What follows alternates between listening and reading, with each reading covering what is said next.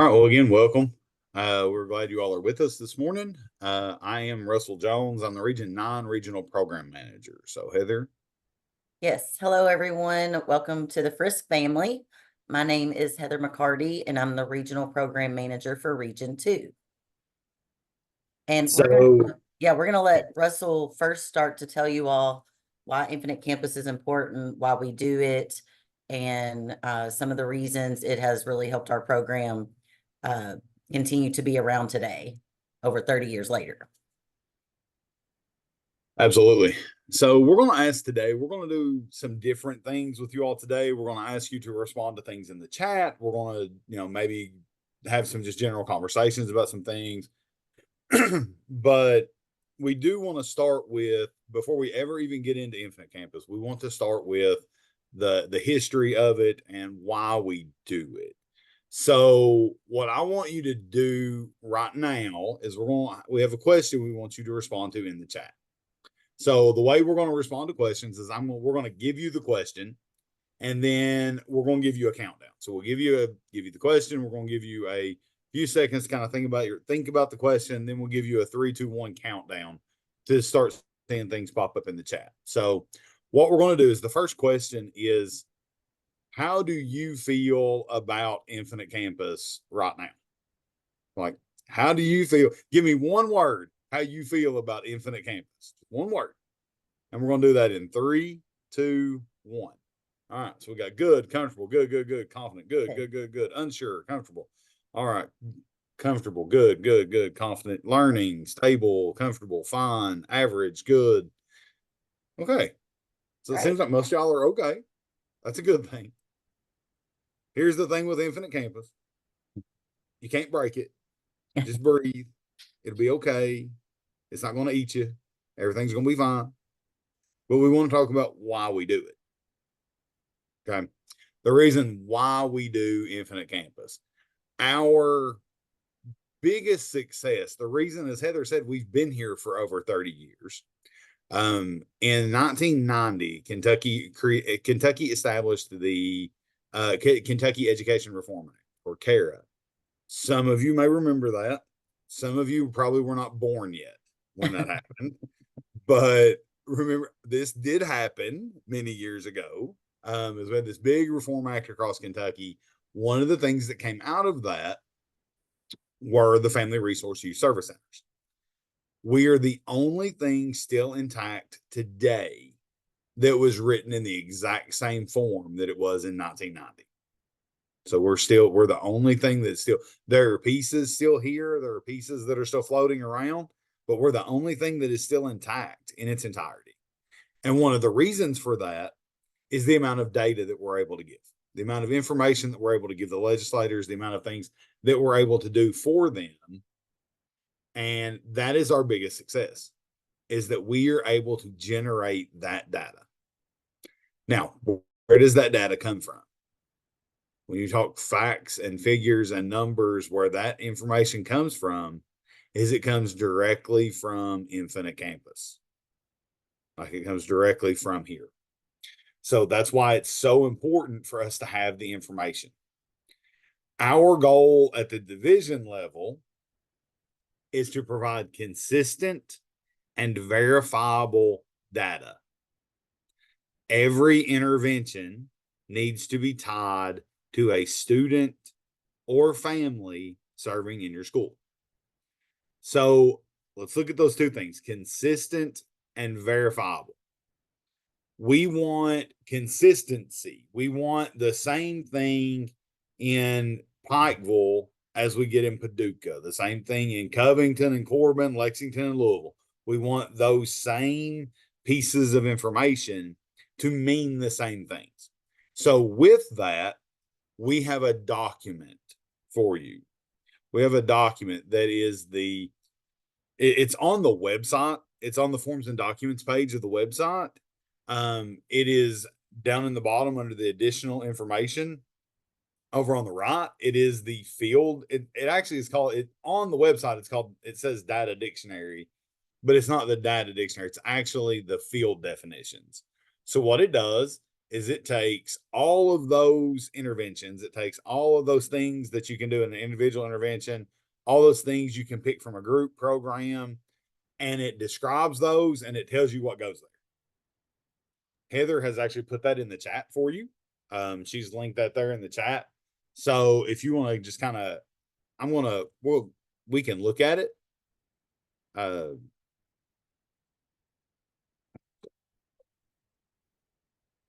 So we can go in and we can look at it. Heather, do you want to bring it up and we can kind of? Yes, I was going to ask you, do you want me to share it? Yeah. Okay. Give me just a second.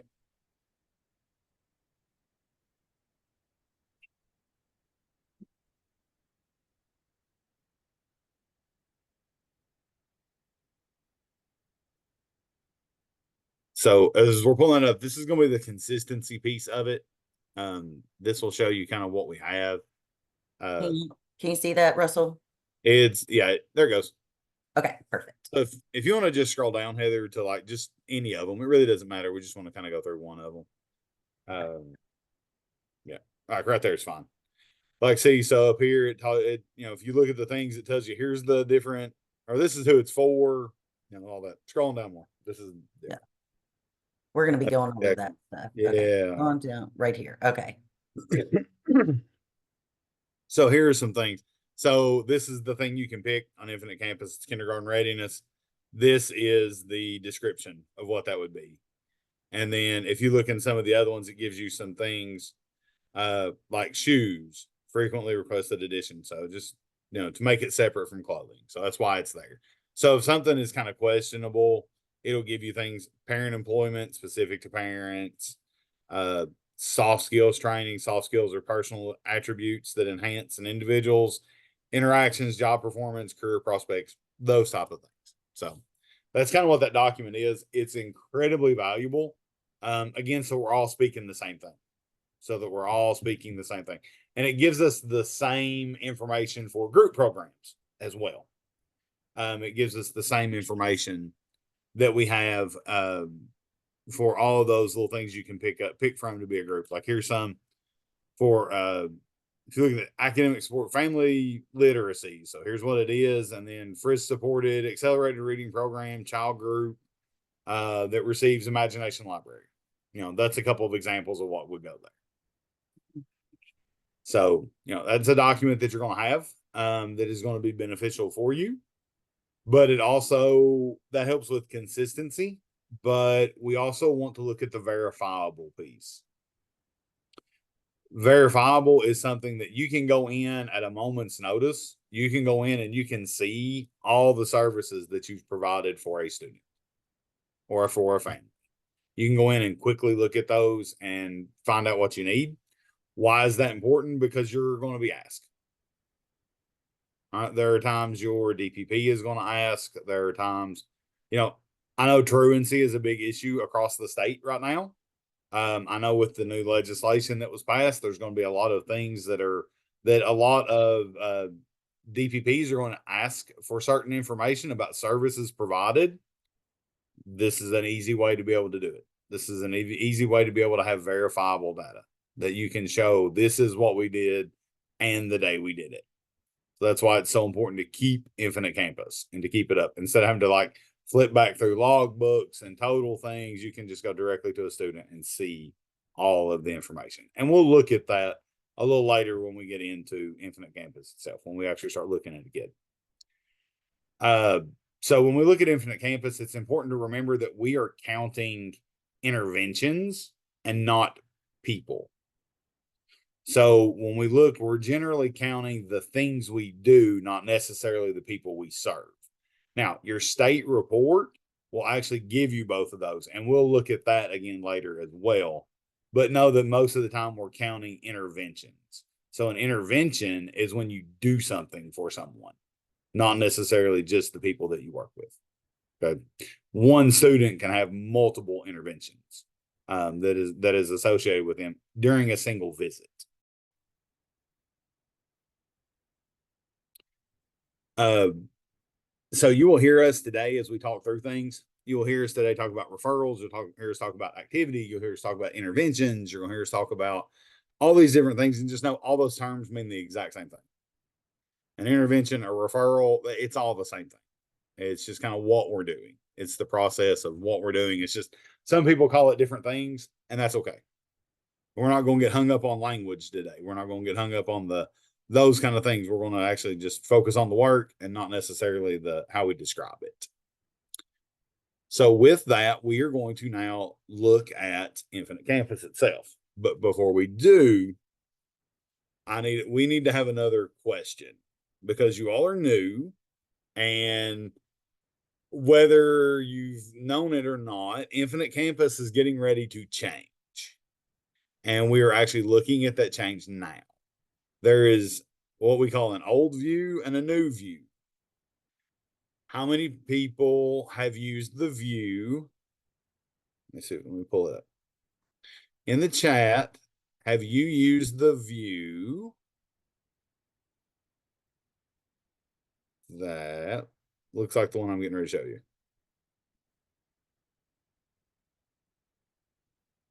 Have you used this view of Infinite Campus? You can just put your answers in the chat. Oh, I'm seeing a few no's, some yet, and a bunch of yeses. Okay, I'm starting to see way more no's now. You don't want the new view. I'm sorry. If you don't want it, I'm sorry. We're gonna get it anyway. Everybody has to go to the new view next year. So what we're gonna do is we're going to train you only in the new view. Okay. So for the year, Infinite Campus this will not go into effect until July 1st of 2025. It will become then the only view. But for this year, you have the ability to flip between the two. We're encouraging coordinators to just learn and do the new view this year, because it's going to be so that the process is easier for next year. So that we have an easier change. So I'm going to go, and to turn the new view on, if you don't have it on, to turn on the new view, you go to Infinite Campus and you click on the little person up in the top right, which is your information. And we're going to say, try new look. We're going to turn that on.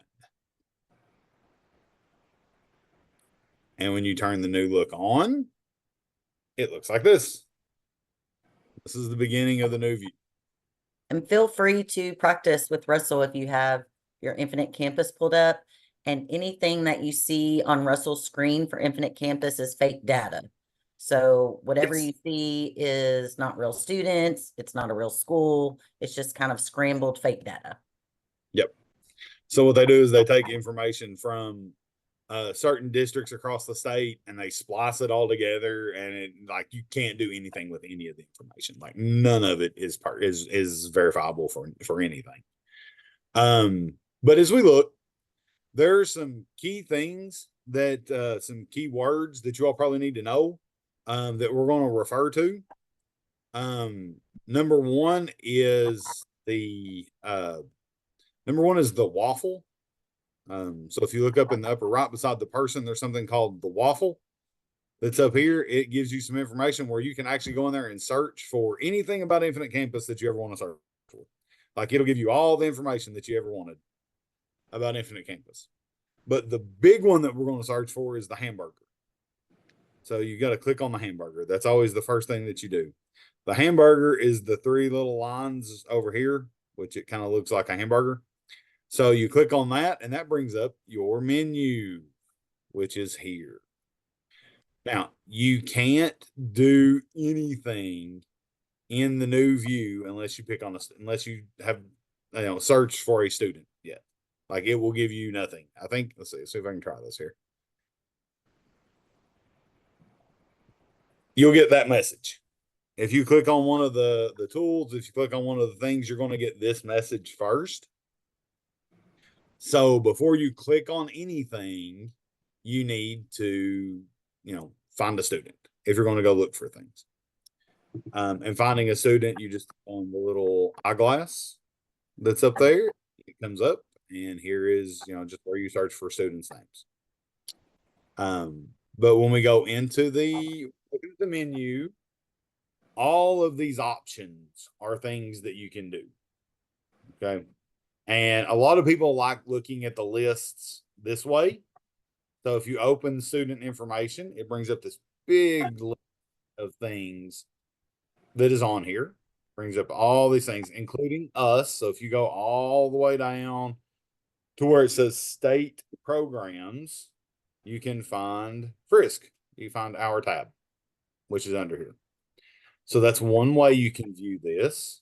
Another way is if you come to the top right and you look at, this is what we call a pathway, like how you get to certain things. If you click on student information, the screen turns to this, which for some people, this is a little easier to navigate. Okay. It's a little easier to use. It gives you all the things that you have access to. Now, when you click on these things, you're probably not going to see all of the things that I'm seeing or all the things that are on your screen. Infinite Campus is designed by what you have rights to be able to see, like what you have access to according to your district, what your district allows you to be able to go in and look at. So your stuff may be much smaller than what is on the screen here, but some coordinators have much more than what is here. It just really depends on the district. Okay. So if you see under state programs, you can find the FRYSC tab as well. We want to show you something else that is going to help you. That's going to make things a little simpler for you. On the menu, you will notice a star in the middle. For most of you, that is probably blank right now. Okay, it's probably a blank. It probably doesn't bring anything up when you click on it, but this is your favorites menu. When you go and search for something, you can click. So let's say we're going to the FRYSC tab. Even when you pull it up, you can pull up the FRYSC tab. Even though you don't have a student selected, you can be in the tab and you see a little star beside where it says FRYSC. You see a little star. You click the star and it turns blue. When it turns blue, it adds it to your favorites menu. So if I go now and I go all the way to the bottom, it shows that I now have FRYSC as a favorites tab. So realistically, when you build this favorites tab with the things you're going to use, that's the only place you have to go. That's the only place you'll ever have to go in Infinite Campus, and you'll have everything there, and you can, go between all the different pieces. Now, I want you to answer this in the chat. How hard do you think it's going to be to navigate all these menus? Do you think it's going to be difficult to navigate all the menus and all these different things? Okay. It's not too hard. Okay, good. Okay. Some people say yes. Some people are saying no. Let me give you a piece of advice. So if you go back to the hourglass where you search for students, if you go in and click where it says top, everybody should have something that says tool. If you have the word, if you select tool, you can then go in and search for whatever kind of tool that you. So you can go in and type in FRYSC and click enter, and it will give you all of the tools that are associated with FRYSC or that have FRYSC in the name. Okay. Then you can just go through and just click on them and you can just favorite them. Right. Every time you come back to the search, it'll come back up. You can go through and you can just favorite all of these things. That way you have all of the FRYSC stuff up. Then if you want to use attendance, you can type in You can search for attendance in the tool. You can search for any tool that you want. You can search for it here and add it to favorites. And then you just have to go through that favorites menu. You never have to go back through the big list of things. Okay. Hopefully that makes it much simpler to use and much more easy to navigate. Okay, so Erica says you're not able to add favorites. That is something that I would talk to your district. That's something that's going to be like a district thing, and they probably just have to turn the rights on for you for that. That an unfortunate risk release. All right, we'll come back. I think we'll come back to that, Peyton. I think we'll come back to that. If we don't come back to that answer, ask that question again later. But I think we'll come back to that. But there are some things I want to point out about Infinite Campus as we go through. Once you find the things, and you're looking at all these things and you have all that stuff set up, there are some other things that you need to do. The foundation of Infinite Campus is called a household. So we're going to type that in.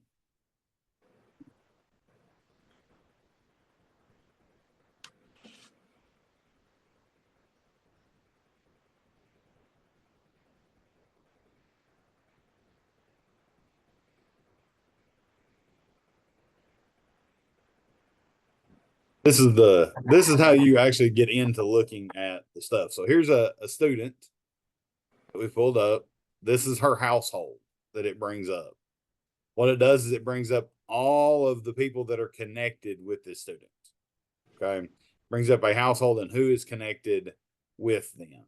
So we're actually going to look at that on a summary page.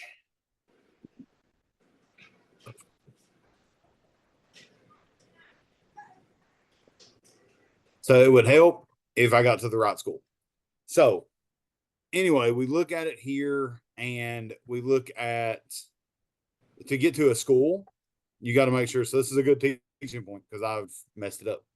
So you go here, you look at the top and you can see a school name. You will see a school name here. If you click on that school, it will then open up all this other information for you. You got to make sure you're in the right year. You have to make sure that you're in the right calendar within that school. There's a structure. There is all kinds of a schedule bar. There's all kinds of different pieces that you have with each school. Now, one thing for most of you only have one school. Like most of you only have access to one school. Or if you have multiple schools, you may have access to multiple you may have access to multiple schools, but it's only the schools connected to your center. Those are the only ones you're able to even pull up and look at.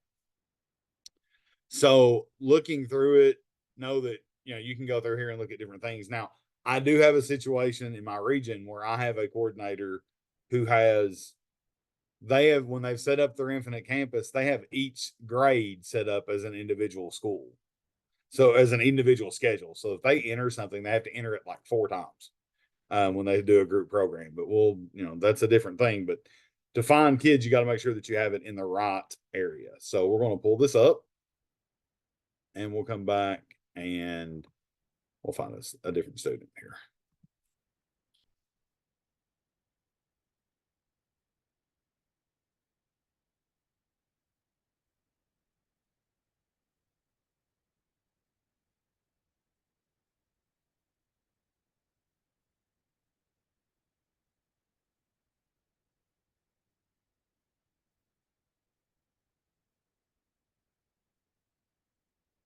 All right. So as we pull up a student here, we'll look. This is the profile page. So it gives you some general information about how the kid is, like attendance, grades, all of those kind of things. But to actually look at the other information, we're going to look at the summary page. So you build on the household and you'll see it here. Like as you scroll down, you'll see the household, you'll see parents, you'll see siblings, you'll see all of that other kind of information that has been put into Infinite Campus. This is incredibly valuable when you're looking for different pieces of information, when you're trying to put families together, especially between the high school and an elementary school or a middle school, elementary school, multiple schools coming together. It's very good to see because there's a great likelihood that if you're at a high school and a student's coming to you needing food or clothing or something, and you look and you see that they have siblings at another school, more than likely that coordinator, you probably need to have a conversation with that coordinator. That way you can both provide resources to the family because there's probably going to be a need there as well. So the households are there and everything is built on that. So those households are built on all the people that are connected to them that are enrolled in your school district. That therein brings up a problem. There is a major shortcoming of Infinite Campus, and it's catching those students that are birth to 5 that are not enrolled in school. So those kids that are birth to 5 that don't go to a preschool, those kids are not in Infinite Campus. There is no way to connect them to Infinite Campus because they are not students in a building. Okay. There's no way to connect those kids. Thus, that's why we have the unenrolled section on FRYSC campus. Okay, that's why we have that unenrolled section over there so that you can go in and that you can put those kids. So it's a way that we can track those particular students at any given time. We're able to track those kids and just kind of see what we have with them. So just kind of looking through this first section of campus, I think this has got us ready just kind of as a general overview of some of the things and some of where all the pieces are. I do want to point out that if you used to, all of this stuff was its own separate little drop down menu, but now you have to pull it all as one piece. Like all of it comes together as one piece. So with that, I think we're going to turn it to Heather, and she's going to talk about the interventions that we have. Thank you, Russell. And I've just added in the chat, please use that FRYSC unenrolled section in FRYSC count so we can capture that data for even the younger students that aren't enrolled yet, or maybe you're at a youth service center and a student comes back to you after they've graduated, they're not enrolled anymore, but you did provide services. You can enter those interventions into FRYSC counts. So there's 2 ways that we enter data for FRYSC. We do individual interventions and group programs.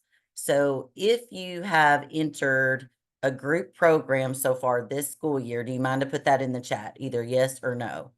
Have you entered a group program into FRYSC counts yet?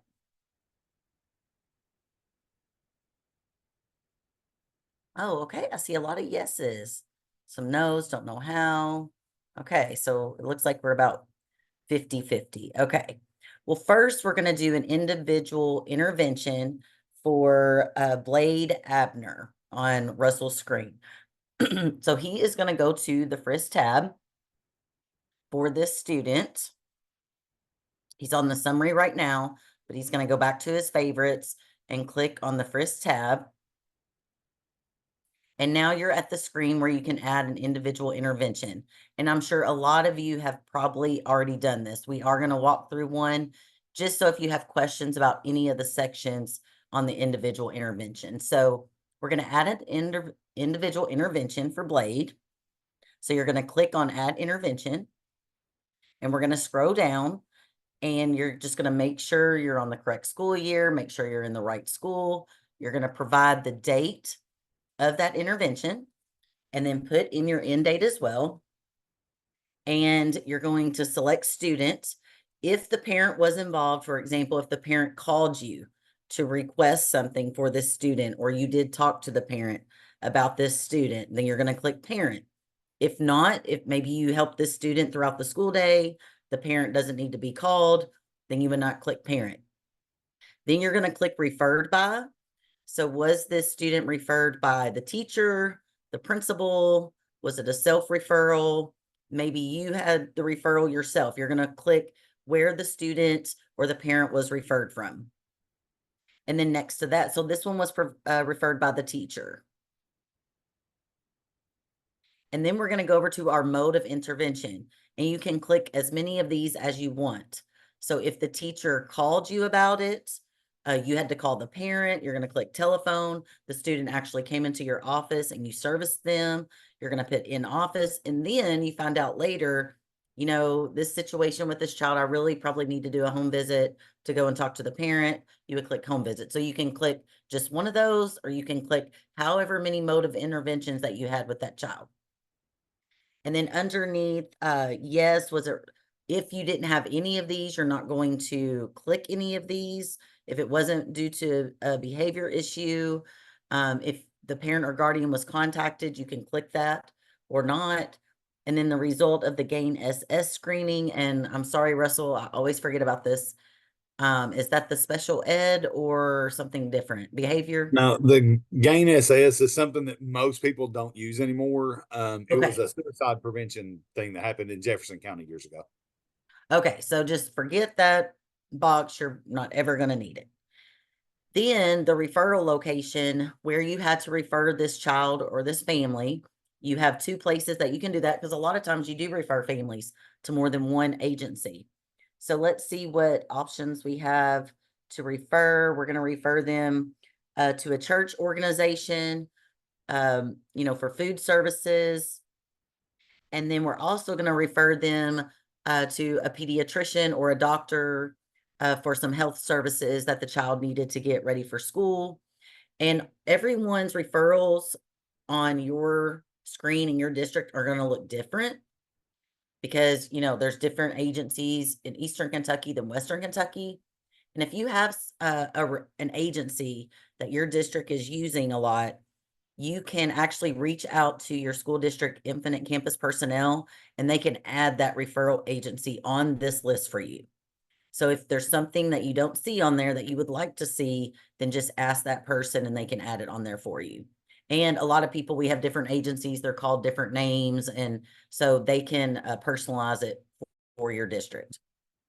Okay, and then the description area is just for you and your notes. When you're working with a child or a family, we always tell coordinators you need to be stick to the facts, be simple. Don't put your feelings in this description area, because Infinite Campus records on students are part of, you know, school student records and can be subpoenaed for court. So you don't want to put anything in there about your feelings. Just put exactly what you did or what happened. And this description is for you. So but if the family were to request the records, or a lawyer or someone, they are going to be able to see it. But nobody else should be able to see the notes that you put in this description area. Even when we run our state reports to see what you all have done, we don't see the description area either. We just see how many interventions you've done, how many group programs that you've done. Okay, so we're going to go down to, now this is where you get in, what did you actually do for this family and this student? And so we wanted to send them basic needs. We sent them to a church for food. So we're going to go down to basic needs and select food. And you can select as many of these as you need to. And then we're also going to go down to health services. Remember, we were sending them on for immunizations to a pediatrician to make sure they're ready for school. And these were our two interventions that we provided. And think about interventions as reactive in nature. Interventions and referrals are a student or family came to you and you responded. Those are interventions and referrals. And again, you can pick as many as you want on your individual intervention, and then you'll scroll down to the bottom and save. Or I'm sorry, up at the top, you'll save. So has everyone feel like they've been successfully entering in some individual interventions so far this school year? Everybody feel good about individual interventions? Great. I see someone said my Infinite Campus doesn't show add intervention. Would that be a district checking in with the district, Russell? Okay, check with your district, because maybe they don't have those rights for you on that, and get that added. So now you're going to be able, the next time you search for Blade, you're going to be able to go and see what all you've done for Blade by clicking on that little plus sign, and it's going to show you everything that you did. And when the DPP or the counselor or the principal come to you and say, you know, what all have you provided for this student? You're going to be able to go back here. You're going to be able to show them everything that was provided for that student. Okay, Joni, you have a question. Yes. When you start an intervention, or let me say it this way, when do you start recording, documenting? Great question. So in our admin guidebook, you have to enter your interventions at least every month. You have to be caught up with entering your individual interventions. Best practice is to have your interventions updated by 2 weeks. So as long as you get that individual intervention entered within 2 weeks, then you are doing best practice. If you wait a whole month, you may forget things that you did, or you may get behind and get overwhelmed with Infinite Campus. We have some coordinators that enter their Infinite Campus at the end of every day. Some coordinators do it right then. Some do it once a week. So whatever process works for you, but I strongly, highly recommend to have all your data entered every 2 weeks. Well, I like to do it every day if possible because the Mhm. computer is right here and I put it done. But Yes. when you start, like I have one right now, you have many steps. And it seems like you cannot come back after. I haven't done it. I'm just concerned whether I can come back to add, like if I do the Oh, intake today and yeah. then I'm waiting to schedule the appointment for the family and then I'm waiting for the appointment to actually happen. So all of this is one intervention or multiple intervention. Russell, do you want to address that? Yeah. So the Great way I would, question. okay, so the way I would handle that, Johnny, the way I would do that is when I come in and I actually talk to the student and I refer them on to whoever it may be, I would count that as an intervention. Mm-hmm. Then if the next day, if you have to wait to the next day or so to make the phone call or to do something else, that's another intervention. So each of those things, each of those pieces is an intervention. You don't need to it we don't want you to like start working with the kid and then take 4 or 5 days to do one intervention. Like, you're gonna do it as you kind of do them. Do it as you come to. Would be I'm the so sorry. I think I misunderstood the question. Yes, but because you may work with you're going to be working with some of the same families often. You may provide an yeah. intervention for a student 3 days a week, and that would Yeah. be 3 separate interventions because you're going to work with those families often. So thank you, Now, Russell, for clarifying. now what kind of another thing though, if you want to do it the other way, like the numbers will still pull if you do it this way. So let's say Heather did that and she's worked with this person. So you can go back in and if you click on this list, if you click, because it's a link. So if you Mhm. click on it, it opens that back up and you can continue to add more things to it if you That's want to. true. That is Like true. you That's can a great open point. it and then just continually on adding things if you want to do it that way. And it will still count the number. Like it's still going to count that number the exact same. The only thing it's not going to do for you, the reason I say to do it, individually is because go back and think about that verifiable data that we were talking about. If you do it, if you go back and just add it to this, no matter what day you add it on, it's only going to show that you worked on this day with that student. Yeah. It's not going to show multiple days that you spent with them. Okay. Right. Great question. Great question. And then another thing, unfortunately, about Infinite Campus is, let's say you worked with a family that had 3 children that came into your center that needed school supplies. You're going to have to enter an individual intervention per student. For each student, you have to go through this process. You can't go through this process and add 3 children. So you're going to have to do this. What we just went through, you're going to have to do it for all 3 siblings if you provided school supplies for all 3 siblings. So that's one thing about Infinite Campus that coordinators always ask Russell and I, are we able to do this? But there's just not a way in Infinite Campus to do that. If there was, it would be wonderful, but the software just doesn't provide that for us. Okay. Also, too, like Russell said, we provided the field definitions for you in the chat. We know that not everything that you all do on a daily basis is included in Infinite Campus for you to document, because you're going to get some random, bizarre situations that you're going to be like, where do I log this? It's not even on the field definition sheet. Okay. We understand that. And we want you to just use your best judgment possible.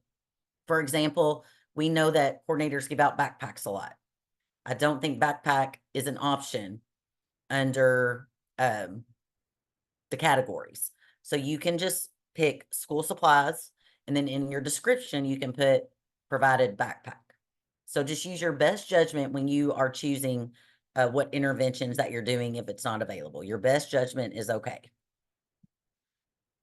Okay, before we move on from individual interventions, is there anything else before we move on to group programs?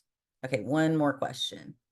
As long as we document our intervention interaction with student parent under the FRYSC tab, we don't have to document the same thing in the POP tab, right? That's up to your district. So a lot of times your district is going to ask you what contact you had with the student or family.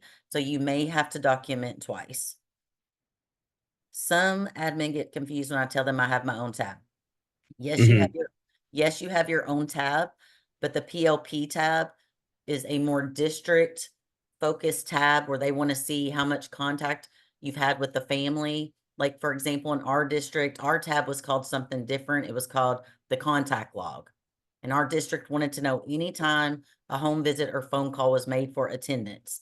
So I had to log it in the contact log for the district, which some of you all, it sounds like, is PLP. So you would have to log it in the PLP tab and log it in the FRYSC tab. And Russell, do you have any comments about that?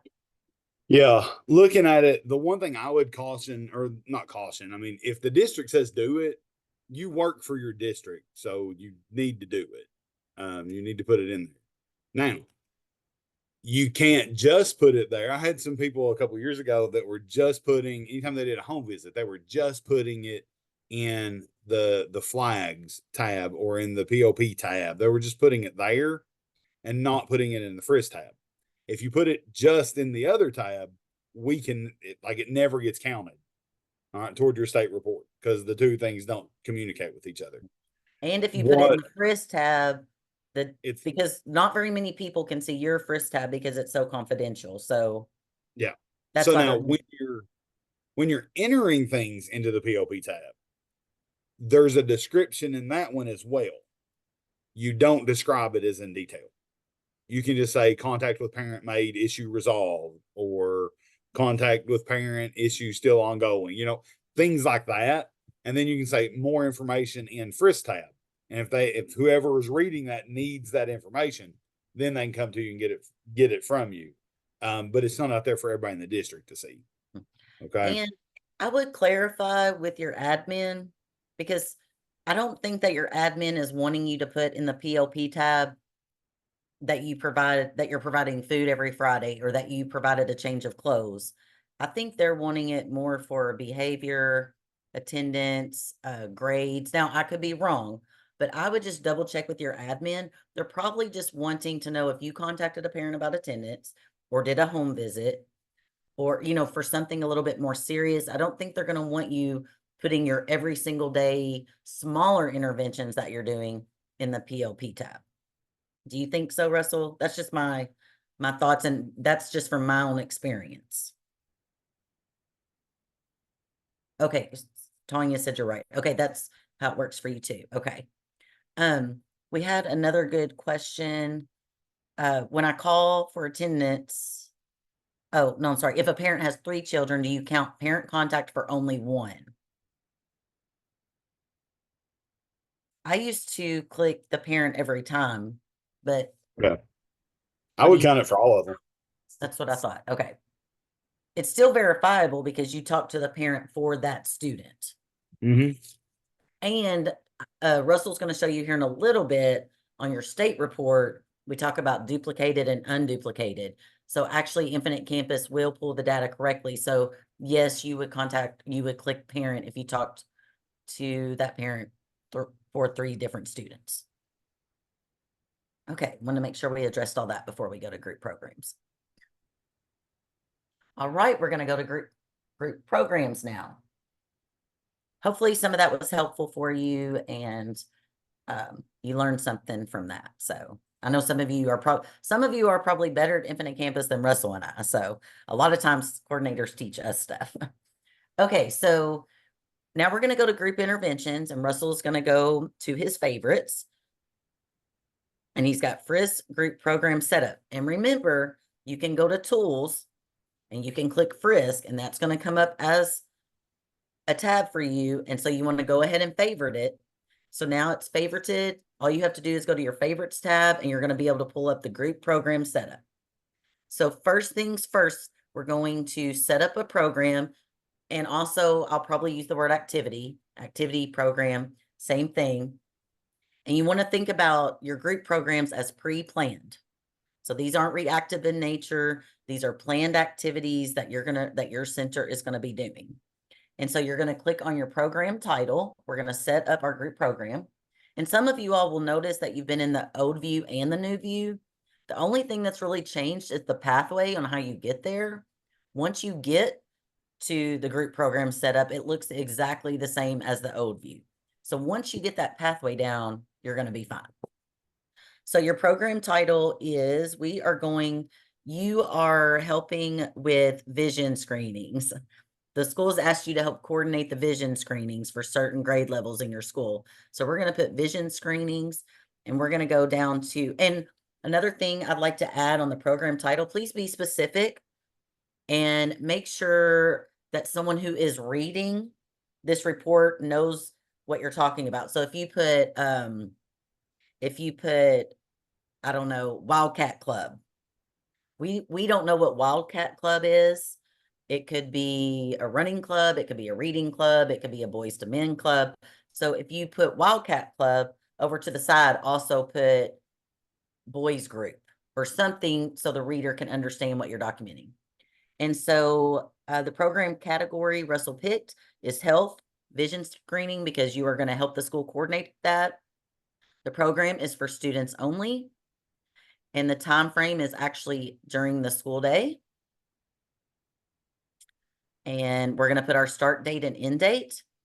And if you have a program that you don't know for sure when it's going to end, like I said, maybe you're doing a boys club, boys to men club, you don't know when that club's going to end, you can just go ahead and put the last day of the school year. So if you know vision screenings you're going to be doing them like once a week for 4 weeks, or you're not really sure the end date, you can put the end date if you want. And then, but you can also just put the date it started and ended, okay? And then, did you have a partner agency? Again, this is where your district can add your personalized agencies that are in your area. You don't have to put a partner agency, but you can if you had maybe you had an optometrist or a doctor come in to help you with these vision screenings. So that's where you're going to put your partner agency. And let's say that you did. You had an optometrist come in and he brought 3 people with him to volunteer for this program.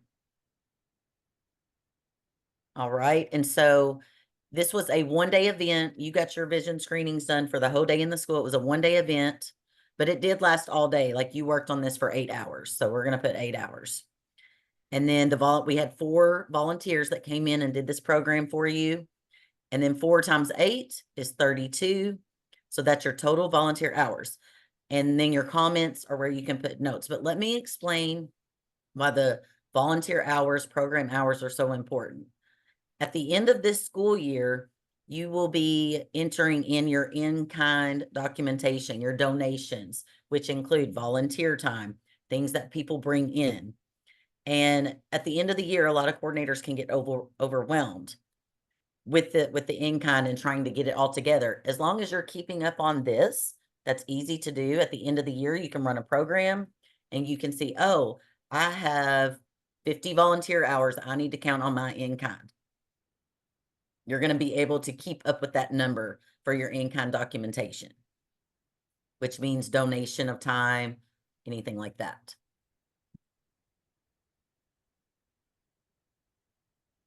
Okay, also too, if you wanted to do a group program, let's say you had a back to school night, but you offered 3 or 4 different services, you can set up a group program 3 or 4 times, but you're gonna have to do it separately by putting your program title, back to school night, and then clicking 4 different categories. Let's say you had vision, school supplies, and school physicals. You could create it again, but you're going to have to do a different category. So that is a possibility if you need to do that. I'm trying to make sure I got everything covered for the group programs.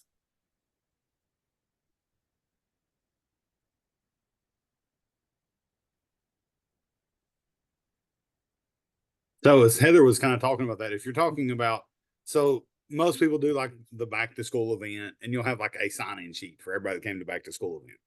If you're offering more than one thing, it's important to have that separate sign-up sheet for each individual thing. That way, when you go back and add your group program in, you can get your accurate data to come through, because not every kid's going to get a haircut. Not every kid's going to go get a physical. Not every kid's going to do, whatever is that we're offering. Not every kid is going to take advantage of it. So Thank you, Russell. We have a question. So anyone you collaborate with is considered a volunteer.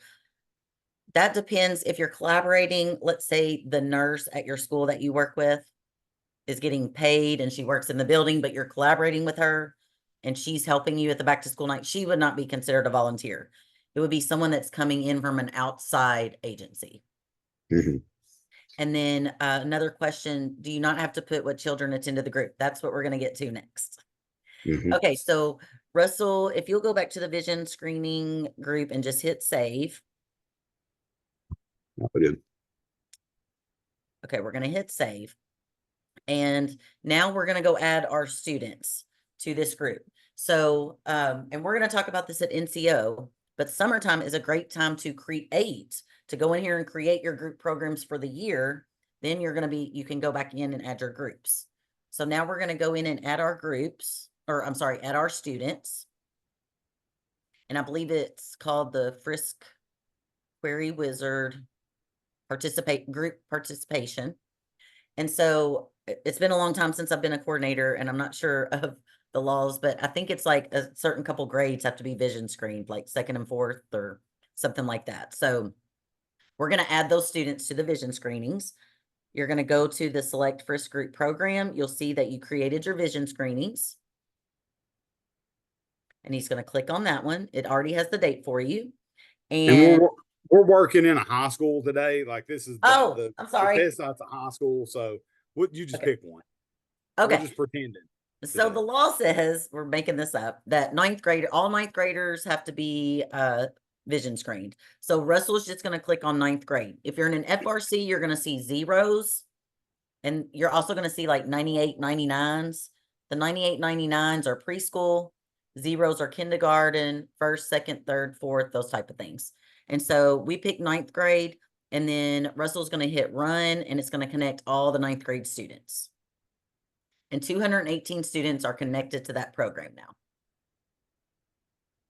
So a lot of times you'll see things that you all work with, like maybe you are helping coordinate Veterans Day, or maybe you're helping coordinate Field Day, those type of things that all students participate in. You would go and run that program, and you're going to click every single box. It's going to click all the students in your building that participated. Okay, do you have, I also use ad hoc filtering. Yes, and Russell's going to go over ad hoc in just a minute. Before we go over ad hoc, does anyone have any questions about creating the group program and connecting students that are already, in the system per grade, or if you need to add the whole school as far as group programs? If not, Russell is going to start talking to you. Oh, okay. Joni has a question. Yes. Also, that's a general question. Is it possible if you enter an intervention and then you realize that you had a previous intervention. Does this program keep tracks of uh, date and time in a certain order? Yes, you could go It back. does. Yes. So if you were like, oh, I needed to enter an individual or an intervention for this date and I forgot, as long as you go back in and put that date, you'll be covered. You'll be good. Thank you. And it puts it in order of when you put it, like date order. Like Okay. it'll put it in date order of everything. Okay. Yep. Okay. So if we didn't have a sign in for back to school, how do we record that? So go ahead. You go ahead, Russell. So if there's no sign in for back to school, there really, if you don't have a sign in sheet, you really can't put it in Infinite Campus because you do not know who was there. If you have a number of people that were there, you can do a large group activity form, which is also on the website, and you can just file that with your stuff. But know that you won't get in, there will be no data in Infinite Campus from that because there's no way to do it. Now, schools probably have a sign-in sheet somewhere. I know Or like know last who night. picked up their folder. Yeah. I know like I went to my little boy's open house last night and we had to sign in. Every teacher didn't have an individual thing, but they had or the FRYSC coordinator was there, but she didn't have an individual sign-in sheet, but she had the school sign-in sheet. So the school had something that was there. I like what you said, Russell. If you don't know, but you had this big event, I would use the large activity form on the website. And then Tanya had a good question. If we co-sponsor a club, do we put those kids who attend in FRYSC group tab? Absolutely. Anything that the center is involved with, you would want to put in Infinite Campus. You want to get credit for your work. Going back to what Russell said, what you guys do every day on a daily basis, that's why we're still here, because we're showing legislators what we're doing in the schools. And then Russell, Peyton asked if you could show how you got to the group program participation tab again. Yeah. Hang on just a second. Yeah, I will do that in just a second. Lauren, I do want to respond to what you put in the chat though. You're having to go between the two. This is why they're doing the year. This is why they're giving the test year. And this is why we're telling everybody to use the new view to find out those particular things, because if you don't have that button, you need to talk to your district and say, hey, I need it. And it's probably just a click that they've not switched over to the new view yet. And it will be there for you. Like that way you can stay in that one view so that you don't have to do that. Okay. Sorry. Go ahead. What was the question? No, you're fine. You're fine. If you can show how you got to the group program participation tab again, and then so for me, Erica, while Russell's doing that, do students have to sign in for assemblies? No. If you have, like Veterans Day, your whole school's going to participate. Everybody's going to go. And let's say you were involved with that. You helped with signing in the veterans. You helped with the breakfast. You were a part of that. Your center was a part of that. So you're going to do a group program. You're going to count everybody in the school, because Infinite Campus will count those students who were absent that weren't there that day. Or if you have a pep rally or testing rally, anything that you're involved in and everybody in the whole building came, you count it, because Infinite Campus won't run the kids who are absent. Okay. Thank you, Russell. Sorry. All right. So to actually get back to the group program, again, I would go in and favorite it, but if you don't have it favorited, the way to do it is just click on the FRYSC tab, or to go to tools, type in FRYSC.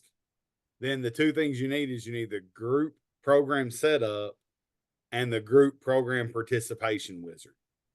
The setup is where you make the program.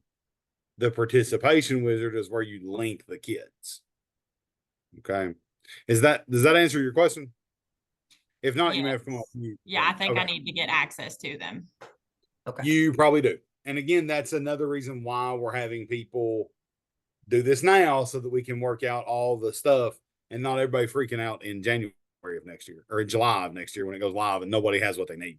That's why we're trying to do it now, to make sure everybody's got their stuff. So yes, I would talk to whoever your Infinite Campus person is at your district, at the district level, and tell them these are the things that you need, and they will be able to get them to you. And one last question before you go to ad hocs, Russell. What if you just helped plan the event but didn't attend the event? Do you still document the group event if you're a part of the planning but didn't attend? Did you spend any money on it? Did you spend any money on the event? No. So you were just, I would say, oh, suicide prevention.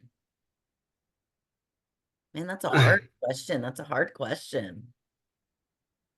You didn't spend any money on, you were just part of the planning, like in a meeting or something, maybe just went to a meeting.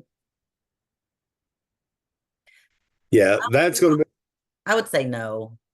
that's the determination thing. If you just went to a meeting and something happens and you really didn't do anything else other than just like go to the meeting, then no. But yeah. if you are like looking at curriculum, looking at speakers, looking at all these things, like looking at all this stuff and making decisions on this is who we're going to go with, this is the programs we're going to use, this is what we're going to, then yes, I would say you could count.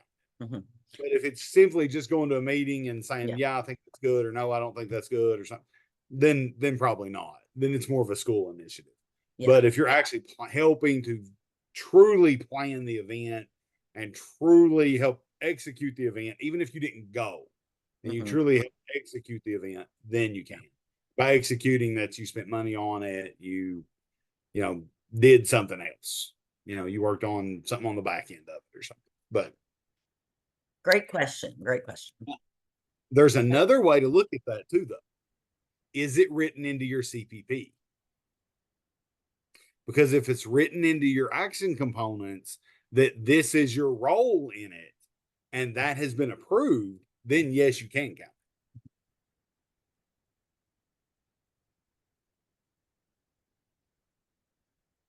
All right. I think now we're going to get into ad hocs. Yes. Okay.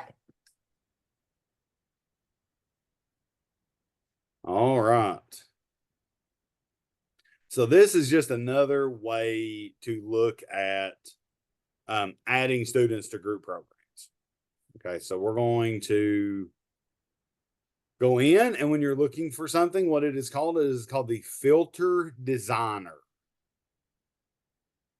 It is called the filter designer. That's what I would search for, but it is also under ad hoc, ADHOC, ad hoc. And then you would go to filter designer. Filter designer screen looks like this. Infinite Campus can do lots of things. There's a huge number of things that you can do in Infinite Campus. I would only worry with the thing that we're going to talk about today. I'd only worry with the selection editor, because I'm going to be very honest with you. If you're not super comfortable with Infinite Campus, if you go into this thing that says the query wizard, it's going to really confuse you really fast.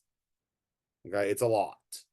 I would just deal with the selection editor, because that, as a coordinator, that really is the one thing that you want. Now, I want to preface all this by saying something else.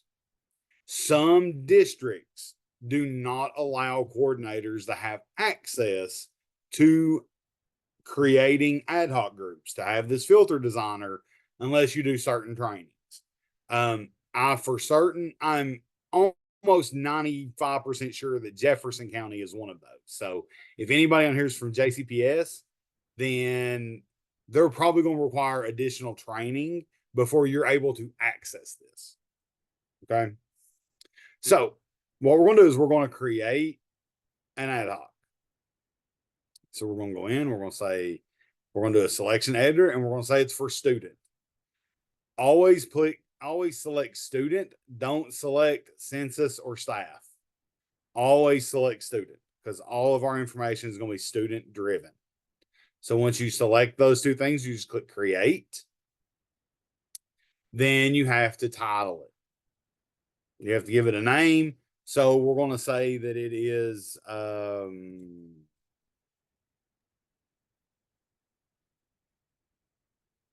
going to do back to school haircuts.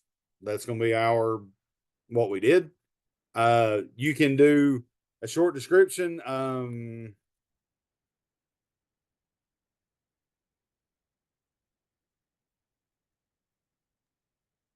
Russell, do you already have that group program created? No, I did Okay. something. Yeah, there's not one created with it. Okay, I was just curious. Yeah.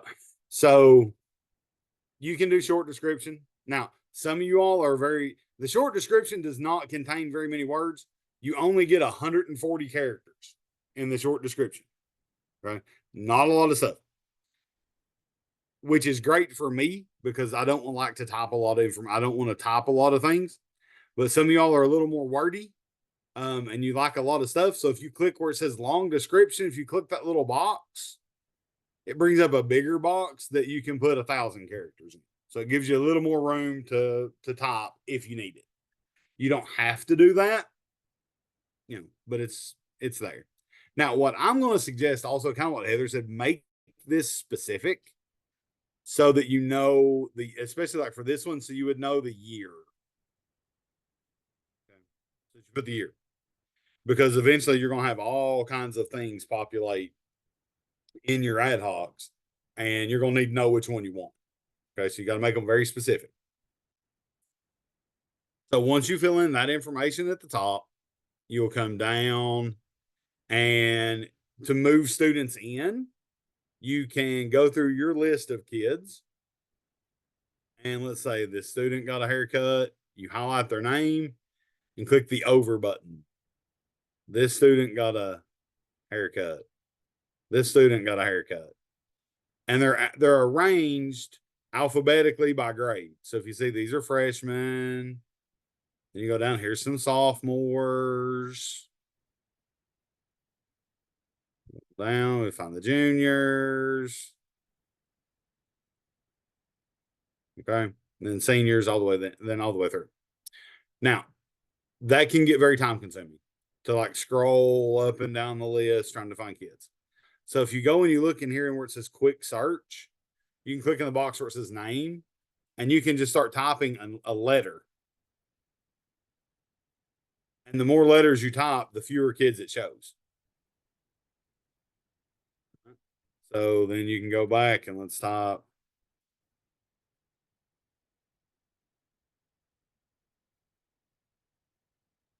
You just go there and you can select these students. Now, one good thing with doing this is if you've got this master list and you're working and you've got a big list of kids over here and you forget where you were, and you go back and we've added Dakota Bargo here. We've added him already to the list, and I miss it and I forget where I'm at on the list, and I go back to, and I'm like, well, I need to add this kid. You can't add them multiple times. Like it won't let you add the same kid more than once. So if you make a mistake and you get jumbled up on where you are, it's not going to mess it up. You can only add kids once. So then you go to the bottom and you are going to save this list. This is what we're going to do right now. These are the kids that got the haircut. So we're going to click save. Now you got a couple options where to save. You can save it to your user account where only you can see it, or you can save it to a user group. And every district handles this differently. There are some that have an FRYSC group. And if you have an FRYSC group, what happens is everybody that has access to that group can see it. So when you're talking like big district wide things like holiday assistance, you can actually create a group that has all the kids that are in holiday assistance. Right? Each school can have, and everybody can add to the list. Okay. Most of the time, very rarely do districts do that. Most of the time, people just save it to their own personal user account. Now, if you have support staff, you can also create one that just you and your support staff have access to. All right. But you would have to get somebody to set you up a group. Okay. You'd have to have somebody set you up a group, and you can call it your school's, your center name.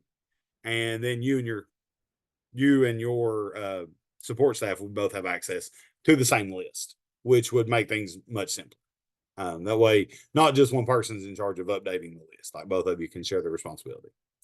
But right now, we're going to just save this to our user account. So we click save. So we're going to go back to the group program report. Or to the, I'm sorry, to the setup. We're going to go back to the setup. We're going to create new. We'll say back to school haircuts. This was for students. This is a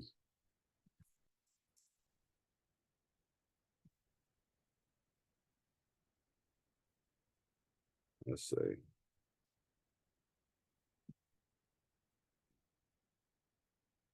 Where would you put that, Heather? I would put it under health hygiene. Yeah. Or That's what I would do. okay. Yeah, that worked. So we'll say it happened during the summer because you did it at open house. So school hadn't started yet. So we'll say it's during summer break. We'll go in and we will change the date to whatever your date is. I'm having to change the date because our using the scrambled side, it's not in the current year. It's actually in last year's data that we have. So we're going to do that. We're going to say it happened on July the 25th. We'll end date it the same date.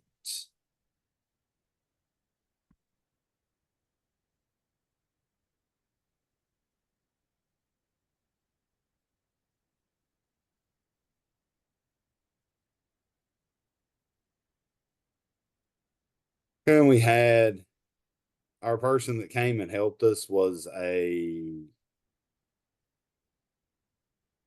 somebody from, we'll just call it a civic organization. It was just somebody was there. And it was one meeting and it took us 3 hours and we had 4 volunteers running around grabbing kids and helping. So we had 12 hours of volunteer time and we're going to save it. So now we have another group program established. So now we're going to go back to the participation wizard. Once we're at the participation wizard, down here, we're going to select our program. And we're going to do back to school haircuts 24. Instead of selecting a grade, like we did a minute ago, like Heather was showing us, we're going to check this where it says use ad hoc filter. So we're going to check that box. We'll go here and we're going to do the one that says back to school haircuts 2024. So now when we click run, it's going to just take those 9 students that were there and run the program just for them. Okay. That's why using the ad hoc, that's how using the ad hoc is going to be very beneficial. It takes a smaller group of students and you can just put them together and run it, especially if it's a group that's going to continually happen. Something like your weekend food bag things, your weekend food bags. Go and you can add. Yes. Sorry, I was trying to get to you before you started talking again. With that being said, we have a couple of questions kind of specific to that, what you're getting ready to talk about. So in a CPP, the AmeriCorps member works with elementary students for reading intervention. Are they allowed to do the group program every day that she works with them? Yes. Okay, thank you. And then the next one, if it's a weekly program and the children change from week to week, how would we document? Oh, the kids change from week to week? That's If what the it says. It sounds like Tanya has co-sponsors a club or a group. And if the children change from week to week, how would you document?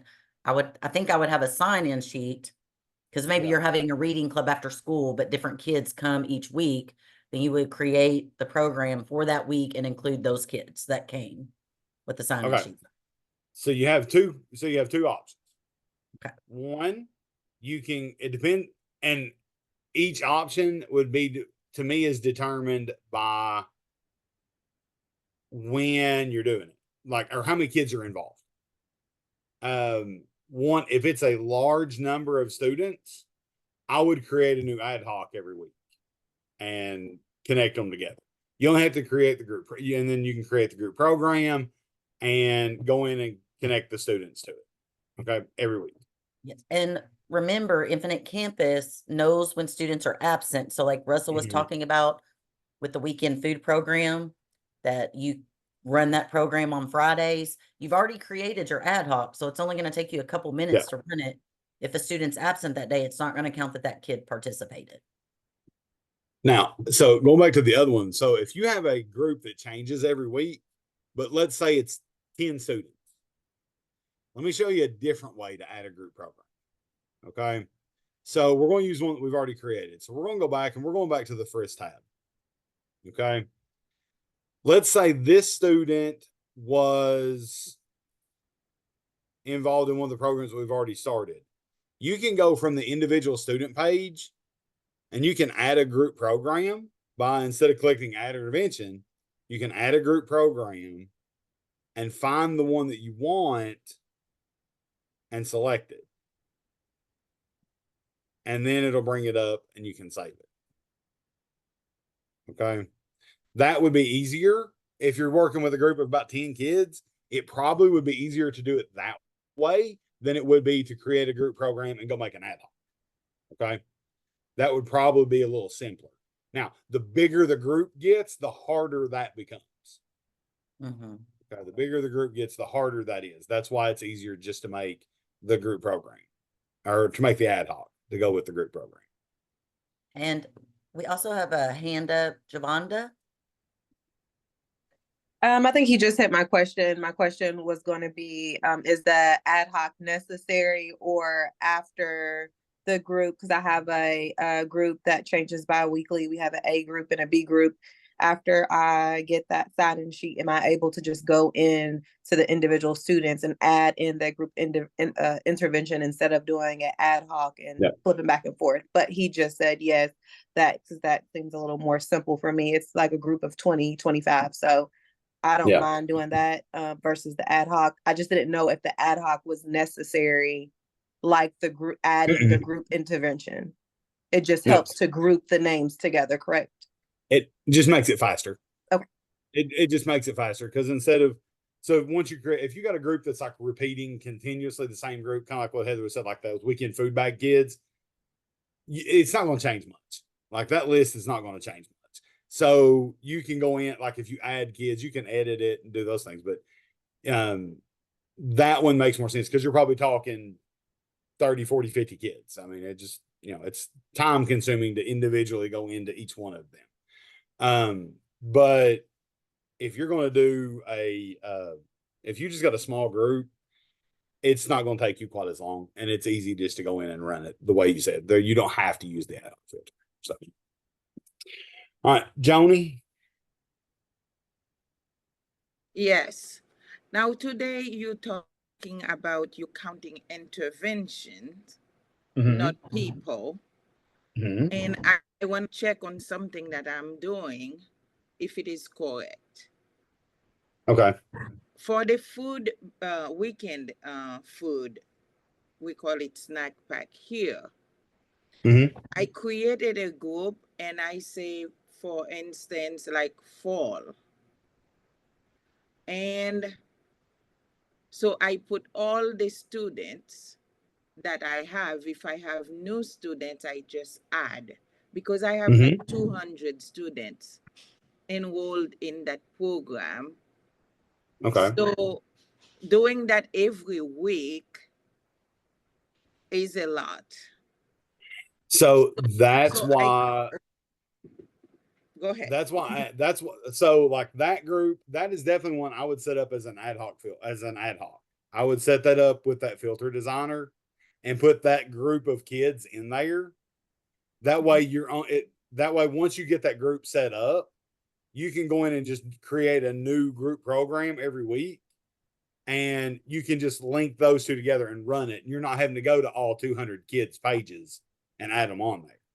That's kind of where we were going with the, how, much quicker it is. With what we were talking about a minute ago. Like I would only add it on individual pages if it was a small group of kids. Anything very big, I would put into an ad hoc and just actually create the program from that, as opposed to doing it individually. Because it's going to take It is going to take a long time. Like I would say it probably took you 30 minutes probably to put all those kids in, if not more. It takes more. Yeah, it takes a while to put all those things in if you're doing it individually. But if I don't, if the way that I'm doing it right now, it's not that good that I said, it's a fall. So I end up in December.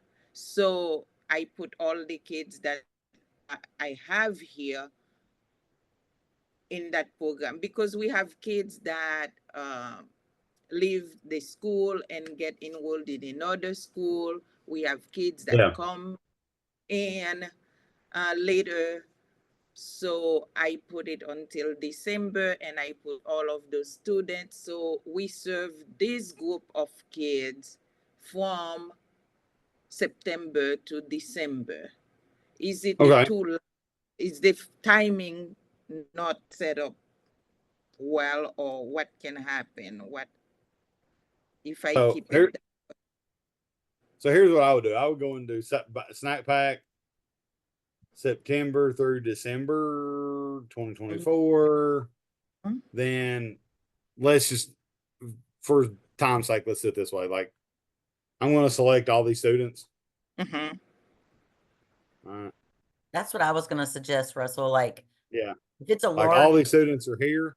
you move them over. So now I've got a huge number of kids, and I'm going to go save my. I'm going to go save this one. Then I'm going to go run it together. Then I'm going to go run it under that wizard.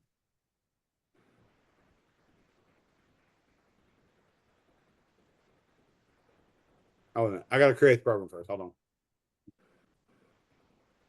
And like Russell was highlighting all those students, if you know everyone in the school participated, but maybe 10, you could highlight them all, move them over, and then go find those 10 students and move them back over to save you time.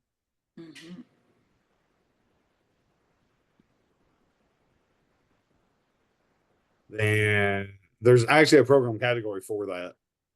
On the top, I guess it was. Yeah, it's here somewhere. I can't see. You got a menu and all that. It's out of there, I think. No, I gotta find it.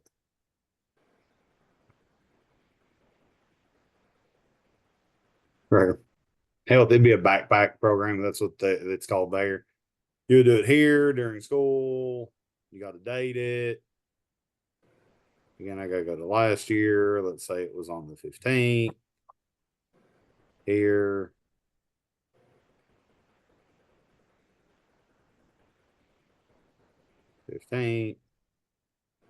Meeting 1. For right now, we're just gonna leave it with that. Once I save, then we're gonna go to the wizard and put them together.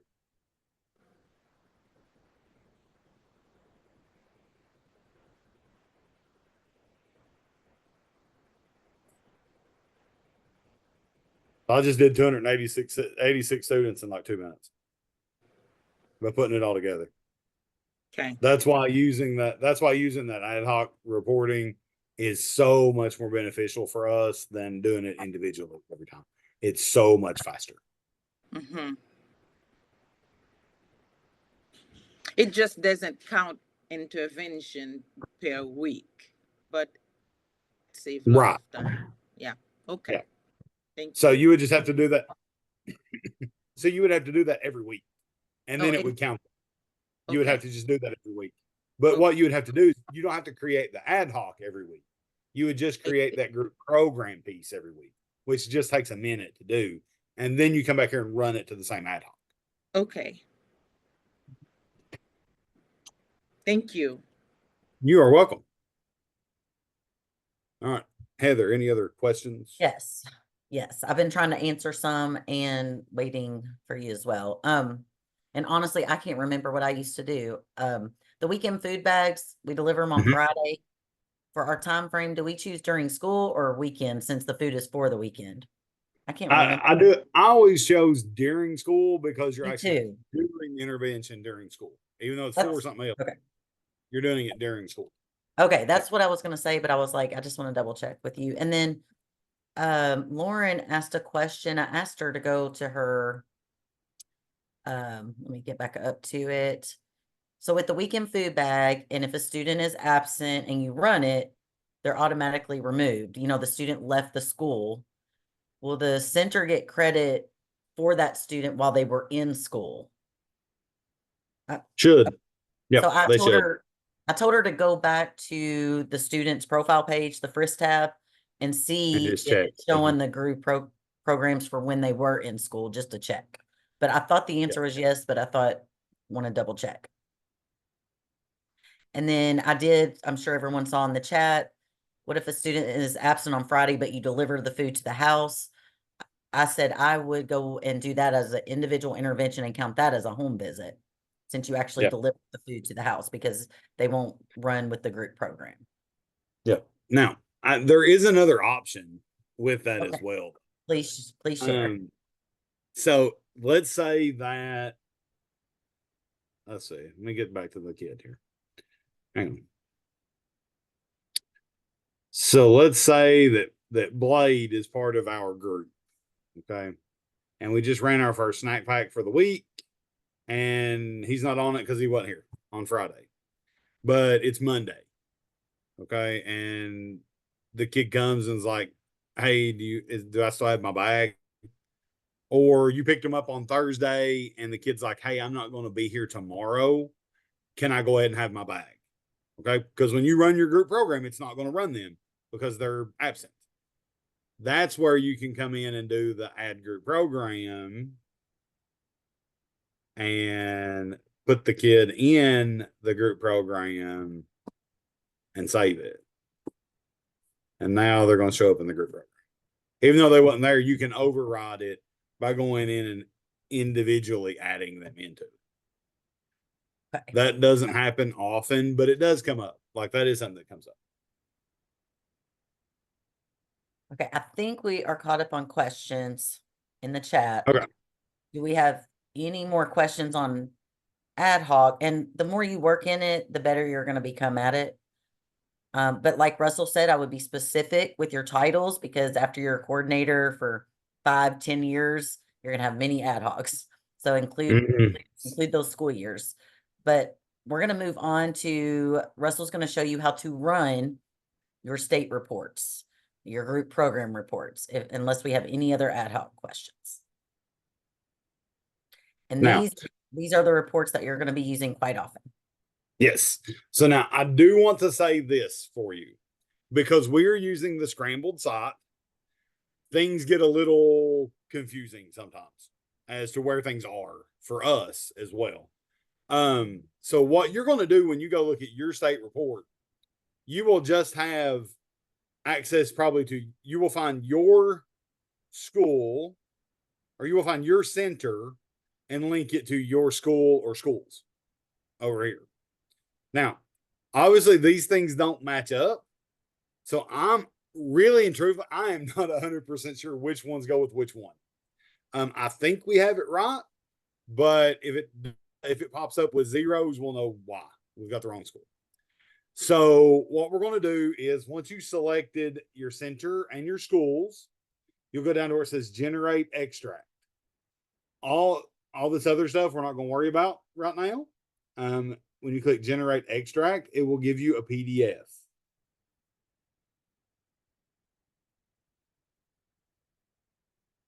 Yes, we picked up the right one. Okay. So here's what the state report looks like. So it gives you all this basic information at the beginning, like how many home visits you've done, how many telephone calls you've had, how many in-office visits you've had. Then it will take and it totals up your group programs. It totals numbers for group programs here. Then it talks about the other things that you have at the bottom. We're going to come back to this in just a moment. I want to show you the rest of it before we come back to this. You'll go through, you'll see all those individual interventions that you have. Like, everything that you've done is put in. Like, we've put in one attendance visit and it was 0 to 5 days. So it shows up here. We've done 12, 6 to 10 days. We have 1 food assistance that we just put in. We have 1 immunization that we just put in. You know, we've got that stuff that's what's been put in for us already. And so you can see that. Now, with this report, you are never going to fill every single box every year. Do not feel like you have to have a number in every single box. It is not going to happen. You may go, I'll be honest with you, you may go your entire FRYSC career and you may never hand out a bus token. You may never hand out a cab voucher. You may never hand out public transportation information because it may not exist where you live. Okay. You may never fill those things out. Don't worry about it. It's okay. It's not that big a deal. It's not a huge thing. Going back up to the top, if you, let's say you're in a high school, you may never fill out providing childcare services, or you may never figure out, something that's birth to 3. You may, because you don't do that. That's not part of your components. So you may never fill those things out. It's okay. It's okay if you have something that's blank, that's just a dash. It's okay.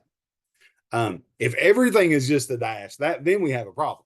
But if just 1 or 2, if some things are not dashes, I'm not even saying 1 or 2. If you have things on there that have dashes, it's okay. Okay. It's fine. Now, one thing at the very bottom of the report, if you go to the very back of the state report, what you'll see is it actually gives you the number totals of your group program reports as well. Okay. You can also run a group program report, and I'll show you how to do that in a minute. But the state report gives you everything at a glance. Okay. Now, the piece that we want to talk about, that we want you to be clear on, is this unduplicated versus duplicated. Okay. When we talk about we're counting interventions and not counting students, this is the one place where you can see both. Unduplicated contacts, that's how many individual students you have contacted this year. Okay. That's an individual number of how many kids you've actually helped. Duplicated students is how many services you have provided, because one student could get multiple services. Okay. So the duplicated number is your intervention number. Look at it in the group totals. Unduplicated, we had 754 unduplicated student contacts. So that's probably everybody in the building, would be my guess. But if you look at duplicated, for those 754 kids, we have in 1,365 actual services that were given. Okay. That's the difference between the two. That's the difference between unduplicated and duplicated. So you can see what you want. It's just you gotta know which number to look for. And this is where this is going to show where you're working with many of the same families, because you're going to have a lot of duplicated services for those families that you're working with. Yeah. Your duplicated number is always going to be higher than your unduplicated number. Your duplicated number will be way higher most of the time. Now, again, this is only a site used for training. Like Heather and I are the only people that really even use this portion of Infinite Campus. That's why the numbers look so weird. Because we don't sit and just play with Infinite Campus all day. But that's why the numbers look different. But just know that those duplicated numbers will be more than the unduplicated. Okay. Questions about the state report? Can I ask a question for the chat, Russell? Sure. Okay, so Russell just went over the report with you, showing how many attendance visits you did, what group programs you've done, if you provided haircuts. Can you put in the chat what would be a good place to share this report? Who and when would you share this report? And then I'll get back to these other questions in just a second. Perfect. If you get monitored, yes, if you get monitored, they'll be looking at it. Perfect. Look, you guys are already pros. Needs assessment. Ooh, love that answer. Advisory council, principal. So you're going to use these reports for a lot of things. You're going to share them at a lot of different meetings. And a lot of people are going to come and ask you questions about your center. And this, you're going to go to this report and say, yes, I've done 5 home visits for attendance this year. So great job, you guys. Okay, we do have some questions, Russell. Okay. If a child comes in 3 times in one day, should you enter it 3 times? Yes. If doing a Yep. home visit for 3 kids, do you only mark 1 home visit? You would enter 3 separate interventions, correct? Because I wonder if home visit shows duplicated or not. It does. Okay, No, great. it doesn't. It doesn't. Oh, It just okay. gives you a number. Okay, but you do want to know that you did a home visit for each one of those kids. And remember, Infinite Campus can't be, you can't do an intervention for a whole family. You have to go in and do it for each child that you served. Yeah. Yep. Okay, this, Tanya, you bring up a good question that I think that we need to address. What if a child comes in to just say hi and check in? How do you document that? So we realize that you are very, very busy and you're not going to be able to document every single contact that you have. Yes, that seems like a mentoring type program that you're doing. If this child is coming in and checking in with you every day, because it's a check-in, check-out process, then you may want to document that because you can see if that is helping the child with attendance, grades, or behavior. But if a child just stops in, gives you a hug and leaves, I don't know that I would document that. But if you want to add anything, Russell, up to you. No. Yeah, I agree with Heather. If Okay. it's a routine everyday thing, then I would figure out a way to document that. But if it's just a kid wants us to just stop in and say hi, or, stop in high school, a kid stops in and grabs a piece of candy that you got sitting on your desk, I wouldn't worry about trying to document all that. That's or grabs a quick pencil, hey, Mr. Russell, hey, Mr. Russell, I need a pencil real quick. And you throw them a pencil, they go on their way, and you're we know that you can't document every single contact. But like Karen said, will that show 3 home visits if you do a home visit? There's 3 students there. Yes, it But will. that's okay. It'll show that you've done there. But that's okay. Yeah. That's not a problem. Okay, another question.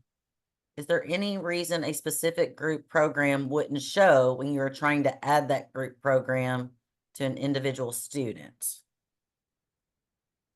Can't think of a reason why it wouldn't show. That's what I was going to say. Unless you created it and didn't save it. Or it's the wrong school year. Oh, maybe the wrong school year. Okay. So, okay. So if you go to do a group program and you go to individually add it, if that kid has already been added to the group program, like added to an ad hoc, and the ad hoc has been run, it may not show up. Like the program may not show up if they're already in there. Because like if you go to add in a group program, you're like, oh, I forgot to add that in. And you realize, oh, I did it. Oh, I did put it in. Then you can go in and it won't let you do it twice. It won't let you duplicate a program twice. It'll show up as 0 students. And then, Russell, do you mind to explain the duplicated and unduplicated one more time? We had that request in the chat. Okay. Duplicated or unduplicated is the number of students that you've served or families or however it's looked at, but this is students. So unduplicated student contacts is how many students you have served. Duplicated students is how many services you have given to those kids.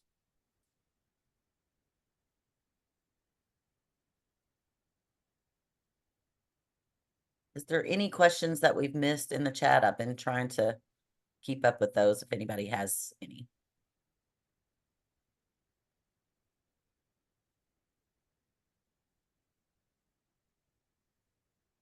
Okay, we have another question. A family, so you had a family that you had to provide clothes and shoes to them every day for a week. Could I I would add do that? it individually. That's what I was gonna say, because again, remember, individual intervention are reactive. They're coming in and you're having to do something for them. The group programs are pre-planned activities. And let me tell you all why that's really important, what Russell said, doing it individually. Because, you know, if a child had ketchup on their shirt, or maybe they got wet on field day and you need to give them a pair of socks, it was something quick. Yes, you can document that. If you're in a hurry and you just threw a quick t-shirt and you've got other stuff going on and you don't get that in, it's okay. Because I've had coordinators really stress out about getting every little thing in. But if you have a child that's having accidents, you know, and they're coming in and you had to provide a child clothing for accidents 5 days in a row, you will want to document that individually, because there could be a medical problem. And maybe you're going to have to show those reports to the nurse, or if social services were to come in or anything like that. So again, use your best judgment. You'll know, you know, yeah, this is something that I really need to make sure I'm keeping good documentation on. Okay, on the IC field definitions, it says to use other mental health counseling as a last resort. However, I was told to use this anytime a student comes in to talk to me, or when I'm checking on following up on a student. Should I be documenting these checkups as something else? I think what you're using it for sounds correct and legitimate to me. I mean, it varies. Because the idea behind that is when you type other mental health and we put a whole list of things together and we pull like a state report, we have no idea what that other mental health means. So if what you're talking about them with falls in those other mental health categories, it's probably best to put it there. Okay. As opposed to just saying other mental health. Okay. That's kind of the difference. That's kind of the difference. But realistically, if you document it that way, it's fine. It's okay. It's not a big deal. And I've really seen an increase with coordinators really mentoring students. You know, you're not actually counseling students because we're not counselors, but you're mentoring students, where you do have a student coming in and you're making sure they're getting to school and you're motivating them and you're being real positive with them. And maybe you've been doing that for a month. I have coordinators that are looking at, this child was truant, this child had behavior issues, but I've been really working with this child for a month on a daily basis. And after a month, they look, their attendance has increased. Their behavior incidences have decreased. So you do want to keep documentation of that. Can we run individual student family reports, Russell? We're going to get there in just a minute. Okay. That'll be the next thing we show you. Or one of the Okay. next two things we'll show. Okay, and then we'll do one more question before we do that. If centers are collaborating with other community partners for a group program, do we all count the volunteers? For example, Reality Story. Yes, you would want to count all your, clarification. We have 3 centers in our district. Mhm. We all work together on a large group program. I would, if you're doing it as a district or 3 centers, you all could split up your volunteer hours. So like if you had 30 volunteers, you count 10, one center counts 10, and you count 10. Yeah. And I will tell you, we have a lot of districts that do like a Google spreadsheet where everybody enters in their in-kind, so they can kind of keep a total of it at the end of the year and split it up between centers. So that was a good question, Karen. Yeah. Yeah. Okay. But you can count them. It's just, you know, all that Because works that together. would skew the data. If you all worked together and you all counted all the volunteers together, that would spike the data for those volunteer hours. So you'd want to split them Yeah. up. And that's why you're going to be working with your coordinator so closely in your district. Yep. Very good. All right. Let's get through the other 2 reports that you can run. One of those is the group program report, so we're going to just select your center and you will select generate extract. And we hope this works. So there it pulls up all your information for all the group programs that you've put in for the year. How many students you have, how many meetings you've had, how many, total contacts, when it happened, all your volunteer information, all that stuff pops up and populates for you. That's a handy report to have. Again, as Heather said, this is a great report to give to your advisory council, to give to school board, top base, whoever. This is a great report that you can give to share information with people. Then the last report is the individual intervention rosters. So again, you'll go in and just select your center,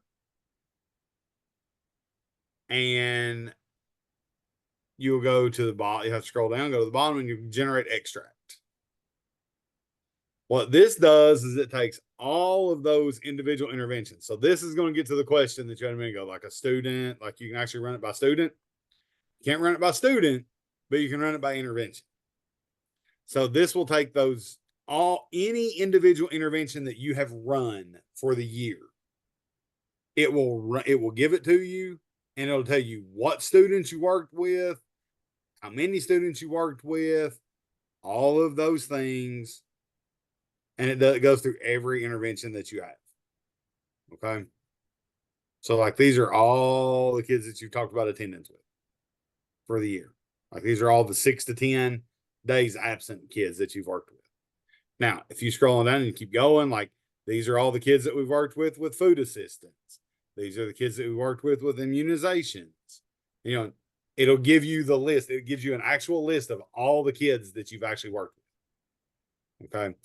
To me, this is probably the most valuable report as a coordinator, because it will give you all the kids in a form of all the kids that you've worked with for the year with individual interventions.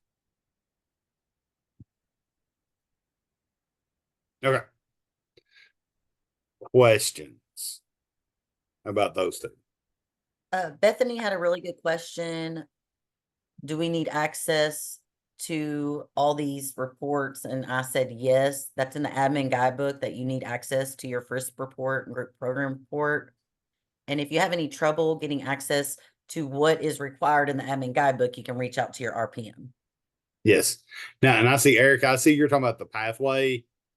Again, the easiest way, I wouldn't worry about these pathway things. I would go and select and go with the tool select, and just type in FRYSC, and it's actually called the FRYSC Individual Intervention Roster Report.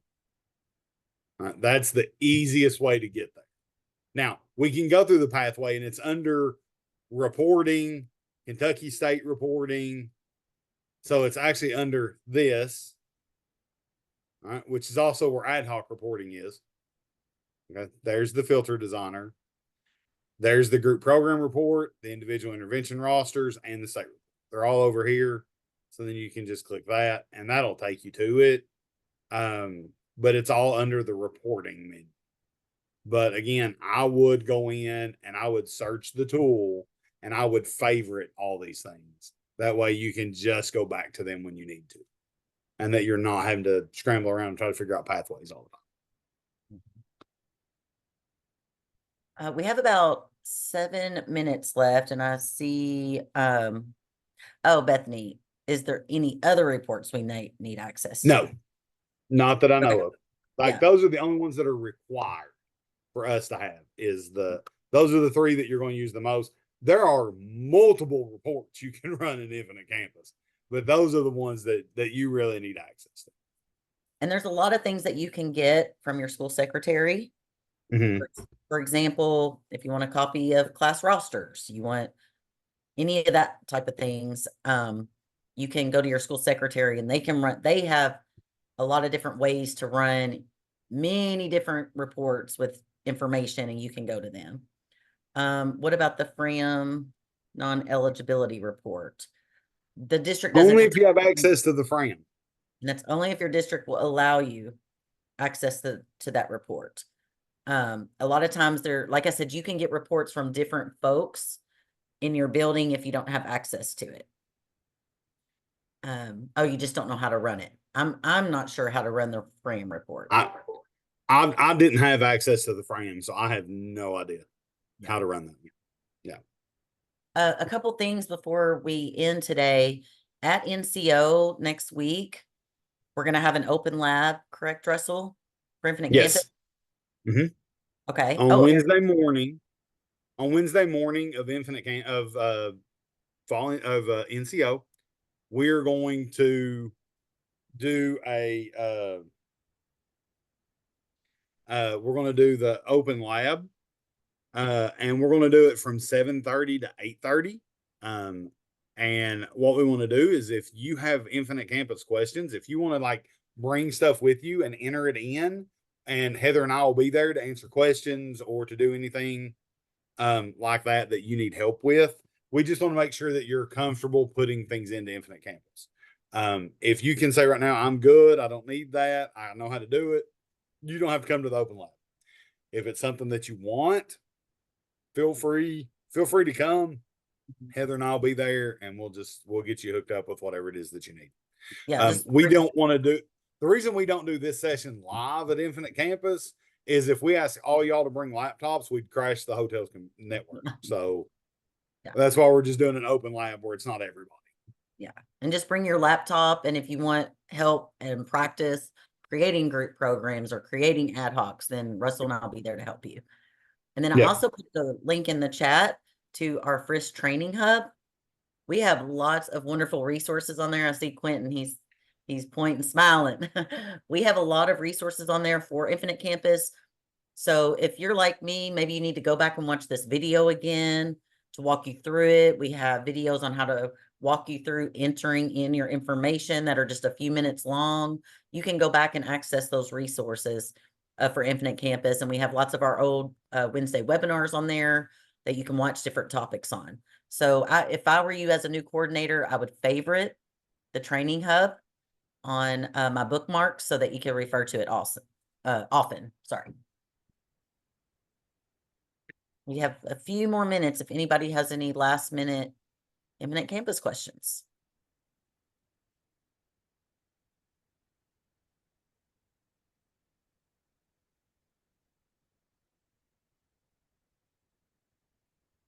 Quentin, do you have anything else?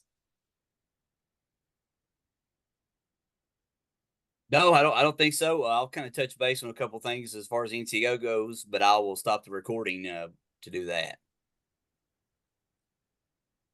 And if you don't mind, before you leave, can you put in the chat, was this helpful?